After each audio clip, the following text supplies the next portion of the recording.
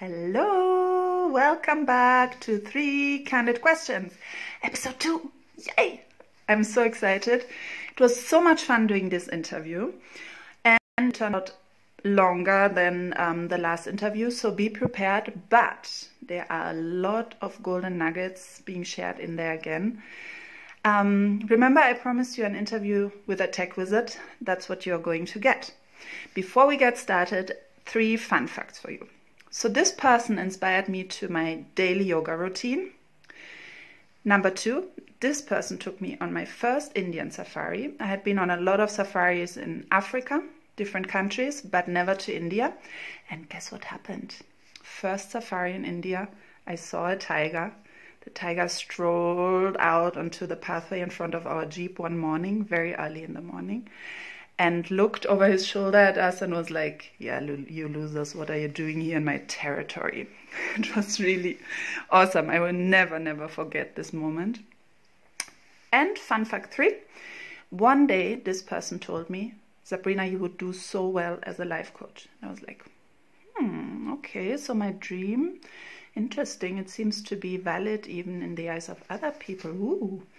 So a plant started growing inside me, and probably you have had these experiences before where someone said something and you are like, okay, so I've been dreaming about this, let me try it out. So have fun listening to us having a conversation about leadership, life, and how you can learn and how you can grow. Hold like this. Yeah. Okay. Hi, Sri. All right. Hi, Sabrina. Namaste. Great that you are there. Thank you so much for making time. My pleasure. So before I start asking you lots and lots of questions about your journey and leadership and so on, please introduce yourself shortly for our audience. All right. Before that, a disclaimer, I'm in a coffee shop. Coffee shop tends to be always very lively. So there's a bit of background noise, coffee machine making, but I'll try to keep my mouth, the mic closer. Hopefully the audio is clear and loud. So introduction, there are 2 parts to the introduction. One, my personal journey. I come from a very small town down south of India, place called Kerala. I was born, brought up there. But my work journey took me to multiple places. As of today, as we speak, I'm actually in London. I work for a company called Travelopia, which is an experiential travel company. And my role is helping Travelopia build core products, as well as helping different brands of Travelopia innovate, right? I know innovation is an abstract term, but if you get more time to explain what's innovation, probably we can touch upon that too. But for now, that's a broad role. What that translates on a day-to-day basis is I build and manage software teams and software product teams, right? That's what it translates on a day-to-day basis. So it's all about tech. And all about tech. Yeah, and in my previous role, I used to be always part of some of the projects that you also used to drive, and a lot of brainstorming there. So Absolutely. Tell me, how did you get into tech? How did you decide that's your journey? I think it was just one inspiration. I remember this very clearly in my brain. So I was actually in my summer vacation, and my brother was always my inspiration to do bigger things in life. He took me to one of the computer shops or centers. At that time, we used to have like computer labs where you can go and learn. I was not at all interested. I was interested to play cricket or do some outdoor sports. But he took me and said, let me show you something. And he took me to the shop. And I saw someone, at that time, we used to have a lot of these virus problems and things like that. So this guy was a fast typer and he was typing something. And then few minutes later, he said, I've removed the virus. Just that incident kind of had a strong impact on my life. I'm like, wait a second, what am I doing in my life? I'm just playing outside and this guy doing something phenomenally awesome. I want to know more. Yeah. And then my brother took me and put me in this course. I think it was a Fortran course. I don't think that language even exists today. That was my first experience when I was in 8th standard, 8th grade. Just as a summer course, 3 weeks. End of it, I got interested in computer science, or interested in, not computer science, computers. And then it ended up be buying a computer at home. Of course, it was very expensive, but my dad was kind enough. We have three brothers, so we said, "Yeah, we'll buy one computer, three of you share." And I think we bought like a Windows DOS or Windows 3.1,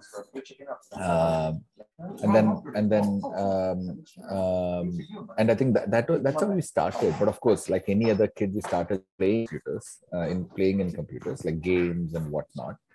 Um, uh, Again, during my selection of choice, my elder brother took the civil engineering, which is all about buildings and whatnot. And then, I mean, he was my mentor, guide. I really respect him. So he said computer is the next generation, so you should look for computers. So I think it was a love that I kind of figured out when I was in 8th grade, but it was a reinforcement from my brother who said the computer was going to change the way how people are going to work in the next generation.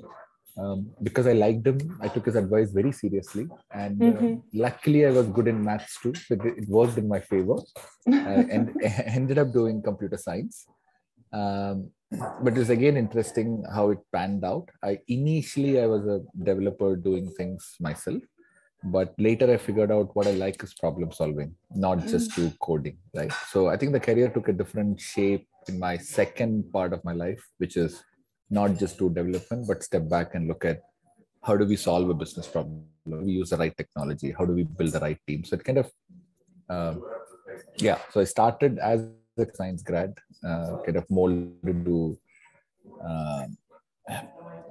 problem solving through technology rather than just being only doing development, right? So so that's how it started. So thanks to my brother, and I don't know who inspired me, that gentleman who was doing something in the computer which inspired me.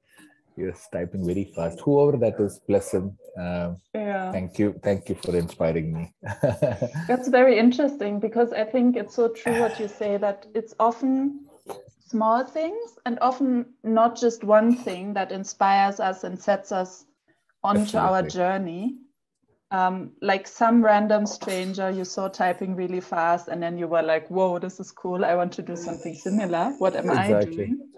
Exactly. And then your brother who sort of reinforced, which also shows that it's good for all of us to have a mentor or a coach or someone who sort of supports us in our journey as well. Absolutely. And I give that credit to my brother, who was very instrumental in, I mean, he was part of the family, so I didn't have to go out and seek for help, but he was close to me when I had to take a big decision of life, right? So, so thanks to my brother too, who made this happen. Yes. And now that you work for a really big travel company and sort of set the tone for all their softwares, what vision do you have there for your? What drives you basically? I think it's I think it's an interesting phase the company goes through, right? So I generally don't try to put my vision in a company. What I try to do is what that the company wants to do and what does the company wants to achieve, and then how can we help, right? Because if you think about it, there are two types of company in the world, right? One company which is software driven or technology driven. So if you think about Google, I mean, anything that they do has to have software in it or technology, right? But travel, it's not a technology first company, it's a technology enabled company, right? So these are two different types of industry, right? So the way I look at Travelopia and my current brands and my team, I mean, fantastic user experiences they are able to give for the end travelers, right? We have boats that runs in the Thames, which is like the canal boat, sled boat. We have the ship that takes people to Antarctica. We have the flight that takes to a private experiential travel, all first class seats, 50 seats of them. So very experiential, very luxury, more than luxury, more experiential, right? Trip of a lifetime kind of a business. So I see them as highly successful businesses, have got very high repeat rates, like 40, 50, 60% repeat rates, very loyal to the brands, very loyal to what they do. And they bring a lot of reference customers because they love what they experience. But because all the other industry or similar companies in the similar group have kind of now leapfrogged in technology in the last 2 years because of COVID, remote working, contactless, and things like that. It's not a choice anymore to say we don't have enough technology. You need technology as a part of your growth strategy, right? So to go back to your question, so I have a lot of dream based on my experience, but I generally try to step back and say, okay, what is the company's journey, and what is the journey of the people who's leading those companies, and how can I help them achieve that company goals and milestones, and technology being a help. I generally call it reduce the admin time so that they can focus on customer. So if you ask me to put a one-liner, it's how can I help different teams reduce their admin times? When I mean by admin time, as of today, if they have to put a new content on a website, it might be 15 minutes. Can I bring it down to 5 minutes? Right? If they have to translate a content, it's maybe a one-day job. Can I make automated tools translate? Right? As of today, if they need to generate a report, that's a 48-hour activity because there is no automated report. Can I make it real time or 1 hour job? Right? Or click of a button and email gets sent, right? So the vision is proportional to what different leaders wants to achieve in their brands, and that's how we kind of look back and say, okay, this makes sense for each brand, right? Because Travelopia itself is like it's run by 10 different brands within one group. And they might all need something else. So it's not one vision. It's catered to each brand, each directors, each MDs in terms of their vision and their growth, right? I know I'm talking a bit broad, but hope that makes sense. Yeah, no, it makes a lot of sense. And I hear you say so many interesting things, because on the one hand, you talk about how the last 2 years of the pandemic have really shaped the travel industry. Absolutely. And that's very, very true. I mean, it has been a very tough time. And only when you're tech enabled is when you can survive. Absolutely. Not only because of the pandemic. I mean, the travel industry before was already moving towards more software and, the focus on customer time. That shift was therefore innovative in companies already. So that's very interesting part, that there is a big shift, a big leap in that industry towards technology. But then the other part is also like taking a step back and really understanding what is the need and the vision of the people you work with, and making that sort of your core. Absolutely. So what do you do when your own vision and another person's vision, because you say you also have your personal vision, what do you do when there is a conflict? I think it's a good question. I've seen worse times in my career, right? In terms of not able to run businesses, not able to pay people on time and salaries, not able to scale businesses when you want to, right? So I come from a space where I have utmost respect to business leaders. And I don't know how to explain that feeling, but to sell is tough, to run a company is tough, to take people together in a journey is tough, right? So I have utmost respect to business leaders who does that very well, right?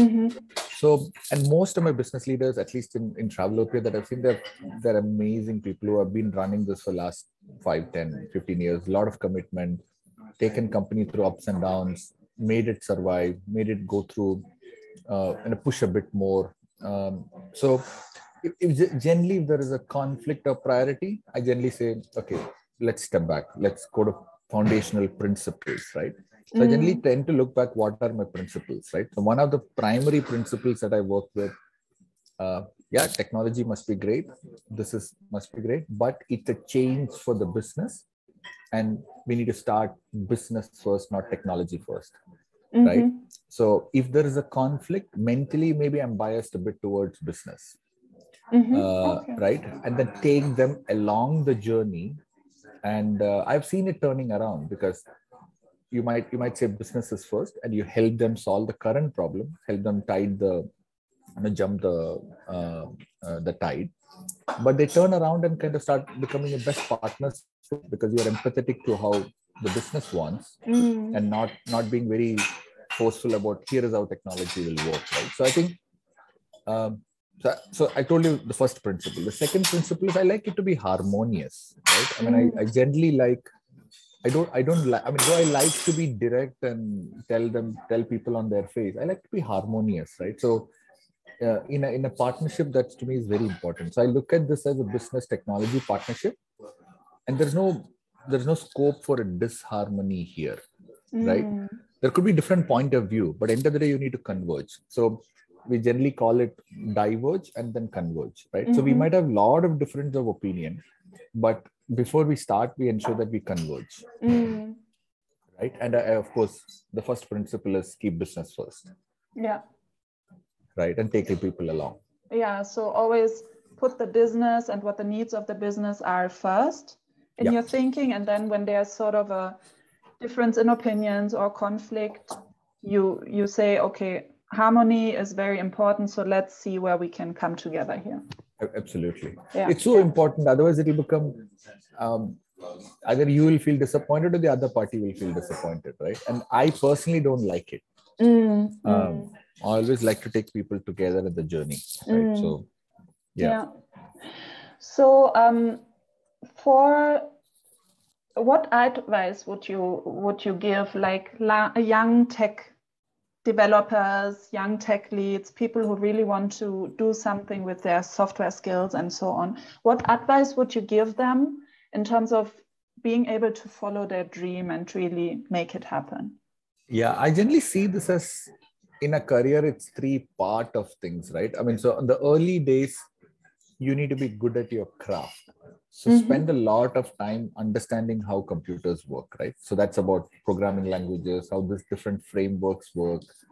And many times when I talk to a lot of young people, they spend a lot of time learning programming language, but they don't understand the concepts behind why we have to do certain things in a certain way, right? So conceptually understanding or architecturally understanding, how does it fit the bigger picture, right? So I think in the early days, I think if you're able to be balanced, knowing programming languages as well as ability to zoom back and think, how does it fit together? That will make you a developer with empathy, right?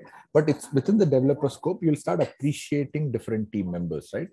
Where is this QA guy coming from? Where is this DevOps person coming from? Where is this site reliability engineer coming from? Where is this business coming from? Why is business saying this is a priority, right? That's one. Number two, at least I went through this when I was just doing development. I was restless, and my restlessness was because I wanted to solve good business problems, right? Not just do software alone, right? So I think it's important to find the right team where you can learn the most, right? Or where you can express yourself the most, right? And during the early part of it, trust your leader. So number one, do a good job of your development itself. So be a good craftsman, I call it. Like, I mean, learn it better, do it better, be proud of what you're doing. Don't do it as a job, right? At the same time, step back and think about bigger picture. So learn not just programming, but the context of why all this is done like this. Number two is find a good team. I think invest time in finding a good team. I think it's important because your waking hours 5 days a week, you're going to spend with this team and this leader. It better be good, right? Yeah. Where you can express yourself, where you can learn things, where you can experiment, where you can be better at your craft, right? And once you've done these first two, trust your leader,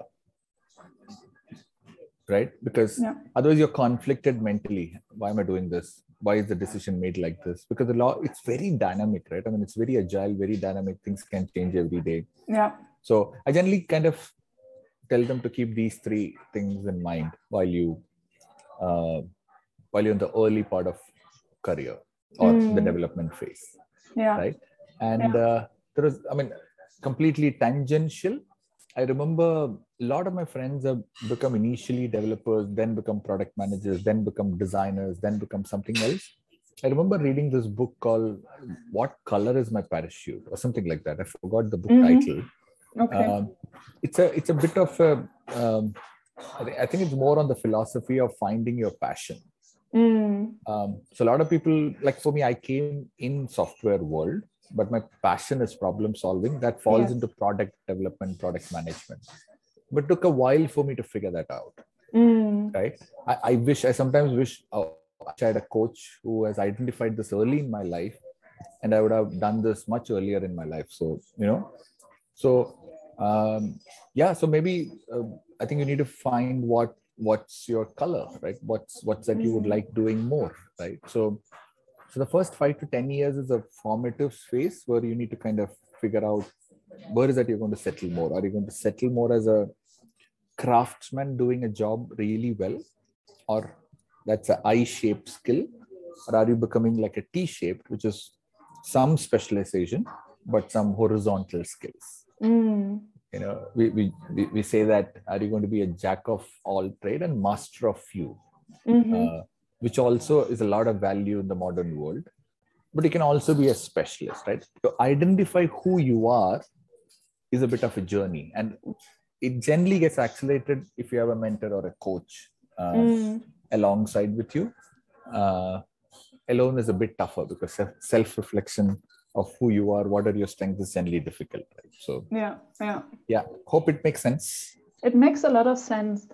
And a question popped into my mind, like when you talked about, identify who you really are and what your passion is, and also identify a good team and trust your leader. I was thinking about this general view that many people have of the tech industry, that people skills and communication skills are not as strongly developed. Would you say that is true, or is that a myth? I think by default, I mean, I went through this myself. It was so easy just to put your heads down and just stuck onto your computer, because computer doesn't bite back at you, and you can make computer do whatever you want, right? So it's almost like living in a virtual reality, right? Because you're inside a computer. But if you think about innovation can only happen when you have human interactions. Yes. Right. So to me, it's a fine balance of being able to balance the virtual world that's inside a computer versus balancing the human touch, right? So I've seen a lot of people naturally in the computer world tend to be more, I mean, I don't know if introvert is a wrong word, but tends to be more inward facing, problem solving. Give me the right problem, I'll sit and solve this, rather than being able to step back and use more of human interactions. I have noticed quite a lot of people tend to be that. Introvert might be a too strong a word. I don't know what word is that. They more avoid talking to people, and they kind of create okay, let me solve some problems and be with the computer, right? Yeah, but I've noticed that more often. But I think that happens with any craftsman who want to specialize, right? Because they wanted to kind of be good at it, so they spend more and more time. There's nothing good or bad about it, but I mean, my general observation is your mental models develop much better when you interact. Yeah. Right. In person, eye to eye, meet them, collaborate with them. So of late, in the last 5 years, most of my team work in pair programming. Right. So we ensure that one person doesn't work in one problem, right? We ensure that at least two people sit together, and so that kind of what helps is it allows you to open up your another dimension of thinking and helps you solve problems much better. And because of that approach that I took in my team, our pandemic was much more easy for our teams to manage, because they were all being able to pair with two people, chat with each other, solve problems together. But industry-wide, that's not a well accepted way of working. Yeah. So again, my question is, like, as someone who has so much experience and now you're leading big teams and working with lots of different people, what advice would you give from your own experience, those who maybe now listen to you and say like, yeah, but Sri, it's really not easy for me to talk to people or understand sometimes how other people function. I would rather, focus on my craft. So what advice do you give them to maybe build that skill? I'll give you another story, which I recently went through. In fact, I wrote that in my LinkedIn recently. So this was about a cleaning project that I contributed. So this was a big noise in my community where I live back in India. And it was a stretch of a land, about 500 meters, half a kilometer. Just dirty, right? It reached a point where my kid one day said, it stings here. I don't want to walk here, right? But it's right next to my house, like 2 apartments away. And India, it's a bit of a hit and miss. Some roads tend to be clean, some roads tend to be dirty. Yeah, just one bread only I want. Sorry? One bread. Okay, well, it'll be a few minutes before we make it white. Yeah. So, sorry, I was in a coffee shop and they shut down. Yeah, So it was a bad road, but everyone had tons of idea. Oh, let's get a JCB machine. Let's clean this place. But it needs like a lot of money to do that. Then somebody said, oh, we could employ laborers. Let's get this done. A lot of ideas, but nobody was ready to step forward and do anything. So what I did was I kind of stood up and said, you know what, I know this has been a problem. We've not been able to find a solution. How about this? Let's take a 50-meter stretch or a 30-meter stretch. Let's spend 2-3 hours, see what we can do to clean it. Get 1 or 2 laborers. Let's get 1 tractor, fill the tractor. What happens? Let's actually be there, solve some problem, not in WhatsApp, not in a meeting room. Let's go to the problem space, right? So, and it was phenomenal for everyone what the learning came out in that first 2-3 hours, right? So, and that made me go back to the agile first principles, right? You don't know how to change, how to do big things, right? But you need to start somewhere, start small, right? We all have inhibitions. I was not comfortable talking to people at all in my life. I come from a very small town where our exposure to, forget English, exposure to meeting people was so low. We were from a very small community. But it's one thing at a time, 1 minute at a time. It's one conversations at a time, right? So going back to my cleaning example, so we learned, and then we were able to do it for more. And then in 2-3 weeks, we were able to just clean it naturally. So the team started forming, right? So similarly, if somebody feels that they're an introvert, they're not able to start and break the ice with people, just start with a friend. Start speaking 5 minutes to someone, right? Or call your friend and say, I want to practice speaking. I want to speak to you. I want to share my ideas about the world. I want to share an idea about how I solved a problem, right? You start something small, 5 minutes. It is very weird because your brain needs a lot of practice before it can make it a first nature, right? So it's all accepted. I think it's a problem for anything to be learned, but you can train your brain. And how do you train your brain? One thing at a time, right? So even if it's weekly 5 minutes, but put that effort, start small, do it, learn it, improve it, right? So I think it's that's my general advice of use agility to your advantage and make learning a part of your life, right? I don't know how to do this. I'm going to learn this, right? And trust me, I think I can openly tell you, I was like that, an introvert, not ready to speak, did one thing at a time. I'm fairly sure, Sabrina, you were initially not very keen on social media or doing any of this. You yourself are a changed person, right? In the sense, how do you interact with people? It's one thing at a time, right? That is very true. Yeah. And a lot of people fear failure. I don't use the word fear, but I just say, just learn. There is no harm in learning and get rid of your mental inhibition. That's very inspiring. Thank you, Sri. I have to smile listening to you because it's so true. Like sometimes people don't jump into action because they feel it's just like a huge mountain, the task in front of them. But as your story about cleaning also shows, like once you jump into action, even if it's small, yeah, it gets you going, and then it gets easier every time. And in the end, you will notice, oh, I've cleaned the whole piece of land that was stinking, or I've actually achieved my dream. Yeah, absolutely. Yeah. Absolutely. Then I have one other question for you. Because, from being an introvert and just wanting to focus on your software, you grew into like a leader of big teams and so on, and working for a global company. So what is your take on leadership? How would you define it, and what's like most important for you in leadership? I think I don't know if it's a fixed entity in my brain. It's a bit abstract. Leadership is very abstract, right? Yeah. I mean, it's not an easy one where you can pinpoint. And I think I had a very interesting conversation the other day.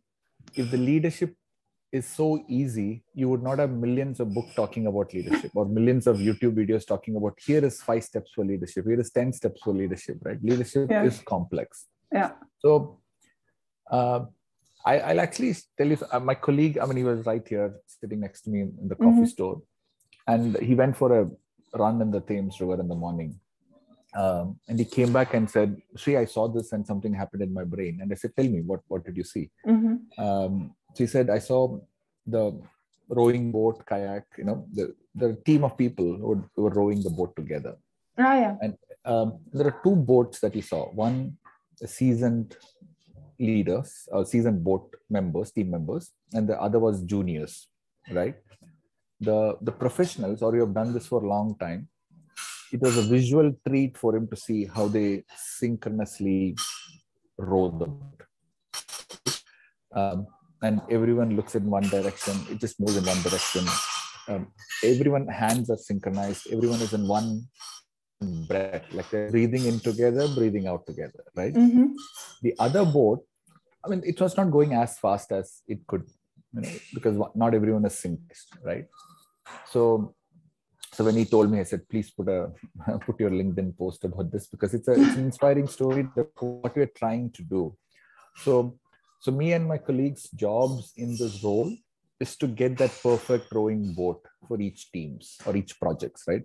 Very synchronous, very aligned, row together, get the direction, pull one problem, move to the next, and get to the next, right? So each row is like okay, pick one problem, solve next. But it's so important to keep your direction ahead, keep your head high. And it's very, the problem statements are so vague. You need to figure out how to find the right problem to solve out from the vague problem statements that we get, right? So the leader's role is to reduce the ambiguity, not get rid of ambiguity, because you cannot get rid of ambiguity. World is tough, right? You have so many dimensions of things that comes when you make decisions. So the first step is, from the noise, reduce the ambiguity. Once you reduce the ambiguity, then help team row in one direction. And as a sub point to that, not every team are senior enough that their row will be perfectly targeted to the same direction. They're all junior people, so you need to get them together, right? So to me, that's a perfect example of what you do as a leader, right? Either one, first of all, reduce the ambiguity, right? So that you can start focusing on some goals that's visible to you, because you know that you want to walk 200 steps, but what's visible is the first 20. So how do you ensure that the first 20, what you're defining, is not accurate, logically makes sense? And second, how do we ensure the execution, which is rowing together to that goal, and keep course correcting until you reach the 200 steps? That's your goal, right? And during this process, take people together, right? So to me, that's how I define in leadership in 3 steps. Maybe that's another YouTube video. Leadership in 3 steps. So you have made it simple for us, although it's complex. It's complex, but I think, yeah. So reducing ambiguity, get to some clarity on what to solve, help teams to together and row it together, and ensure that we reach the larger goal that we set out to, right? At least that's how I visualize it, or how I like to think what I'm doing for my teams, right? Yeah. And if you were to translate it to your life, like now outside work, is that similar, or would you add something else there? Yeah, I think I should admit that I'm definitely much more workaholic. So am I applying all the learnings at life? No, I should not lie. No, I don't apply all the learnings. Yeah, because I hardly get 1 day or 1.5 days with my family over the weekend. I don't get more time than that, right? So do I get the luxury of doing a lot of these experiments and things like that at home? No.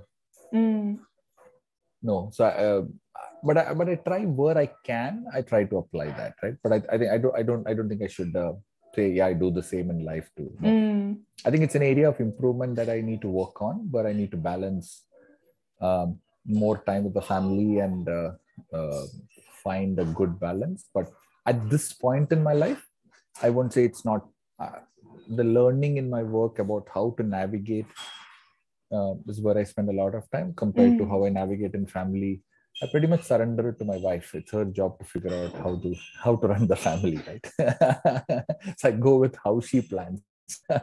So I should interview her next and see what her take on leadership is. Yes, I will do that actually. Exactly. Yeah. No, yeah. And second, I have 2 small little ones, right? 6 years and 2 years. I mean, for them, what they really care about is, am I with them to play with them, right? I mean, for them, there is nothing else that matters. And I think it matters to me also, right? So, yeah, so I technically switch my brain once I go home and I don't think much.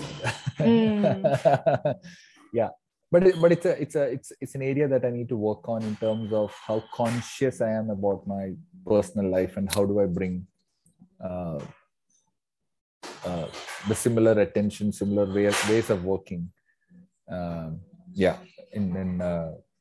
the personal life too. Yeah. I think that's a very good point that you make, because when we become, in quotes, big leaders in work, it happens very easily that we are very switched on there and we are very focused there to achieve our goals, but that when we don't necessarily have the same focus when we speak about our private life. So it's great that you bring it up, because I'm not sure every leader would be willing to admit that there's space and scope for learning. But I agree, it's like very important to do that. Yeah. It's a definite area that as I speak, that's why I'm a bit slow when you ask this question. Yeah. I need to definitely prioritize that and find ways to, I have a very supportive wife. She's extremely supportive of my intense work life, but that doesn't give me rights to ignore private life, right? So yeah, but something maybe I think I'll take your coaching advice. In the future, yes. Exactly. After this interview. Exactly. Sign up. Immediately. No. But thank you so much, Sri, for taking the time, although you're always so busy. Yeah, no problem. That was very enlightening. And since this is always 3 candid questions, so not super long interviews, we'll cut it here. Yeah. And I'll let you enjoy your coffee shop and your time in London before you travel back. Absolutely. Thank you so much. Thank you so much.